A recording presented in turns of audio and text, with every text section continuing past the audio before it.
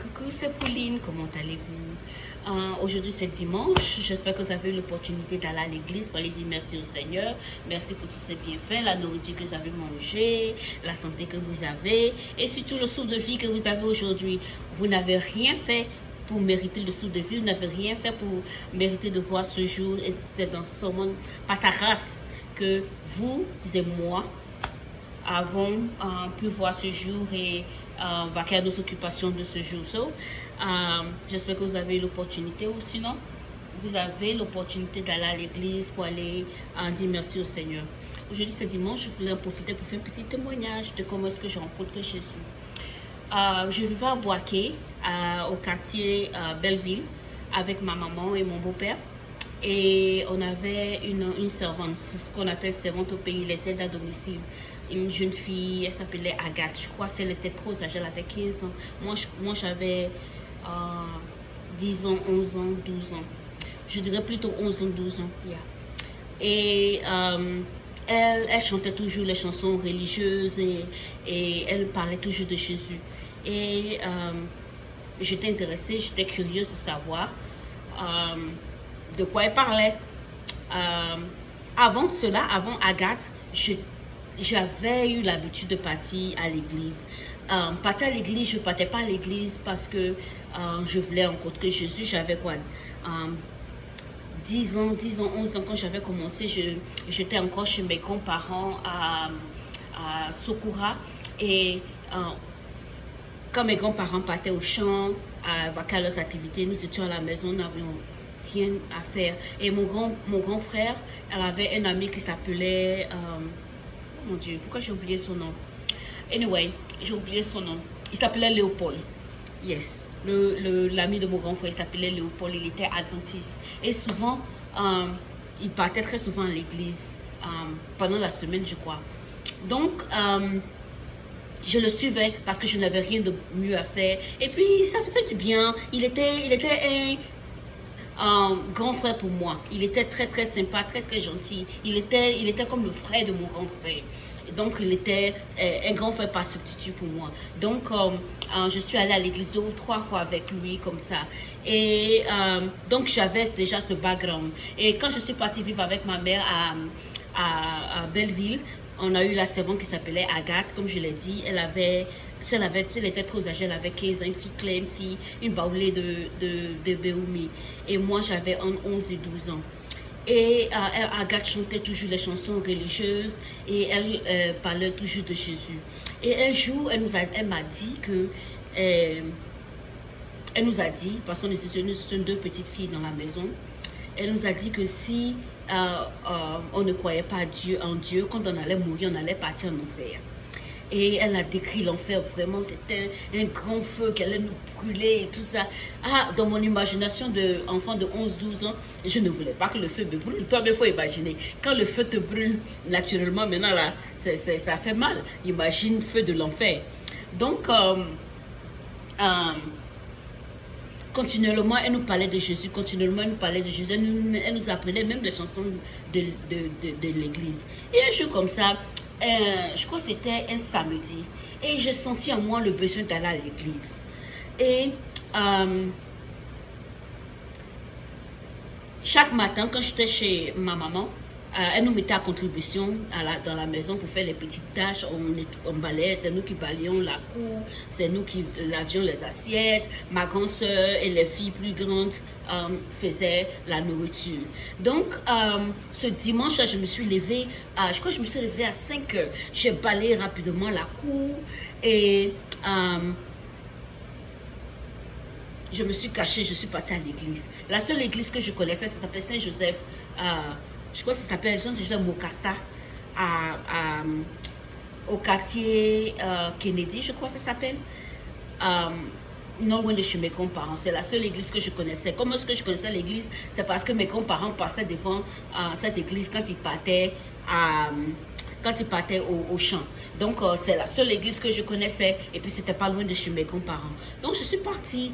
Et je me souviens, l'après-midi, je suis rentrée.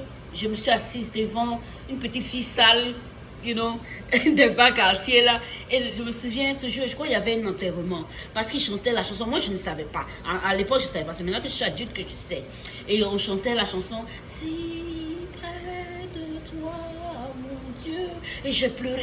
J'ai pleuré. Je ne sais pas, la chanson était tellement, l'atmosphère était tellement triste. Je pleurais. Mais je ne m'étais pas rendu que quelqu'un était mort.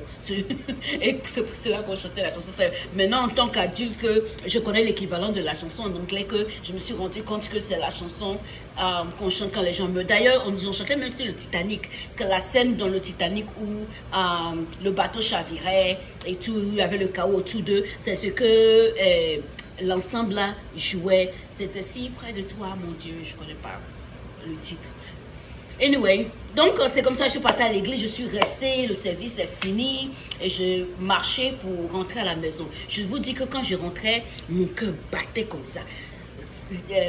À l'intérieur de moi, l'ennemi me disait, toi aujourd'hui ta maman va te finir. De toute façon ta maman te frapper là. Ah, c'est Dieu seul qui sait. Mon cœur battait comme ça. J'ai dit, je n'ai pas demandé permission. Je me suis levée, je suis partie. Maman va me tuer aujourd'hui. Et je suis rentrée, je suis partie me cacher. Et ma maman m'a appelée. Elle a dit, Pauline, tu es partie où? Où tu étais? On ne te voyait pas. On ne savait pas où tu étais. J'ai dit, maman, je suis partie à l'église. Je suis partie à Saint-Joseph, Mukasa. Maman me dit, mais tu voulais partir à l'église là? Est-ce que tu avais besoin de te cacher? Fallait me dire, j'allais demander à Sylvie, ta grande soeur, de t'accompagner. À ton âge, tu ne devais pas te promener comme ça toute seule. Je dis que j'étais tombée des nues. Ma maman, vous connaissez nos parents en Afrique, hein? Ça tape pour tout et rien. Donc, je point dans ma tête, je m'étais imaginé le scénario. Elle allait sortir de la longe, me frapper jusqu'à ce qu'elle soit épuisée. Mais non, elle était calme. Elle a dit tranquillement. Mais si tu voulais partir à l'église, elle allait me dire, j'allais demander à ta grande soeur de t'accompagner. Et comme ça, elle m'a dit, ok, viens manger. Je n'ai mangé, rien ne s'est passé, elle ne m'a pas puni. Gloire à Dieu. La semaine après, elle a demandé à ma grande soeur de m'accompagner. Et je suis partie à ma grande soeur. Ma grande soeur n'était pas trop dans ces histoires d'église. Et quand ma maman s'est rendue compte que les voisins d'à côté, ils avaient leurs enfants, ils avaient trois ou quatre enfants qui partaient à l'église ensemble. Maman a dit, ah mais pourquoi ne pas jouer le groupe? Donc elle a arrangé, j'ai commencé à suivre le groupe. C'est comme ça que je suis passée à l'église. J'ai fait partie, c'était une église catholique, obviously. Et j'ai fait partie du CVAV, j'ai fait catéchisme et tout. Donc c'est pour vous dire que l'évangélisation, c'est pas réservé seulement aux prêtres, aux diacres, aux personnes consacrées. Jésus, quand il quittait cette terre, il nous a demandé de partir dans le monde, propager la bonne nouvelle sur tous les fins fonds de la terre. À ton travail, tu peux évangéliser. À l'école, tu peux évangéliser. Au marché, quand tu es en train de vendre tes tomates, tes oignons, tu peux évangéliser. Comment le faire sans que les gens ne se sentent comme si tu es en train de penser, en train de dire que tu es mieux qu'eux.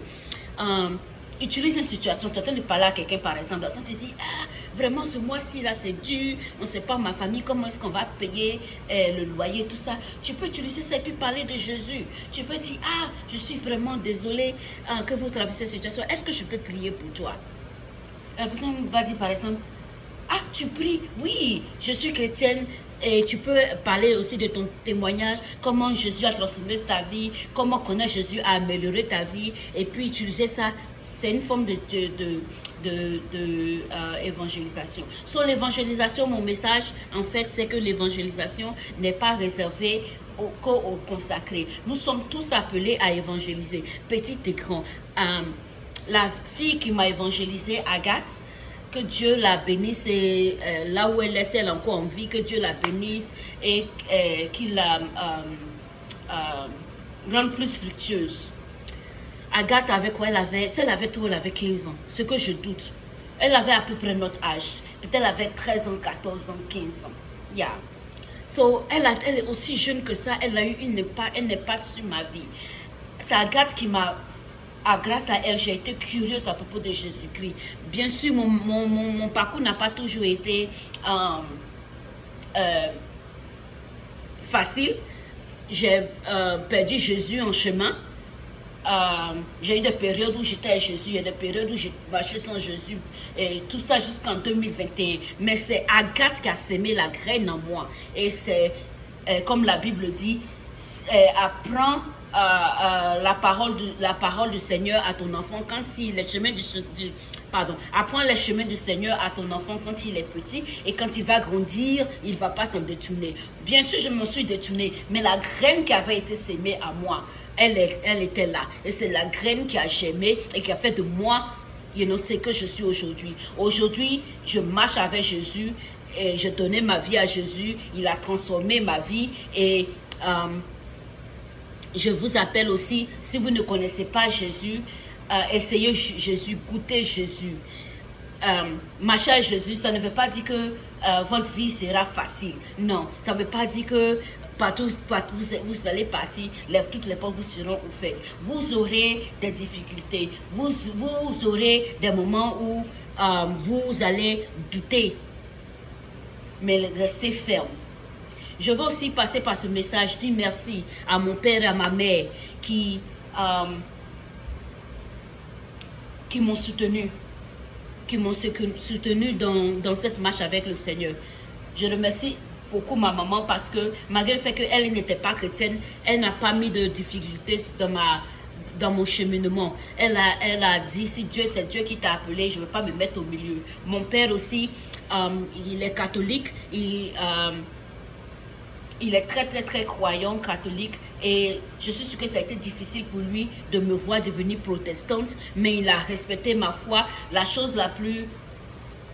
L'une des choses les plus touchantes que mon père a dit, il a dit: ma fille, on sent que Jésus a vraiment transformé ta vie, on sent que tu crois vraiment à ce que tu proclames à propos de Jésus. Vraiment, ça m'a touchée parce que Jésus nous appelle à une lumière. Je remercie le Seigneur parce que la lumière qui est en moi a brillé de sorte qu'il a reconnu la lumière, il a reconnu la transformation. Il connaît sa fille et sait comment j'étais. Pauline a changé et je remercie Jésus. Ce n'était pas quelque chose qui a été fait de moi, pas moi. Je ne l'ai pas fait de moi-même, mais l'esprit en moi m'a transformé. C'est une transformation progressive. Je ne suis pas encore arrivée. Je fais des erreurs, je pêche tous les jours. Mais c'est seulement sa grâce qui nous conduit. Amen. Gloire à Dieu. Bye bye.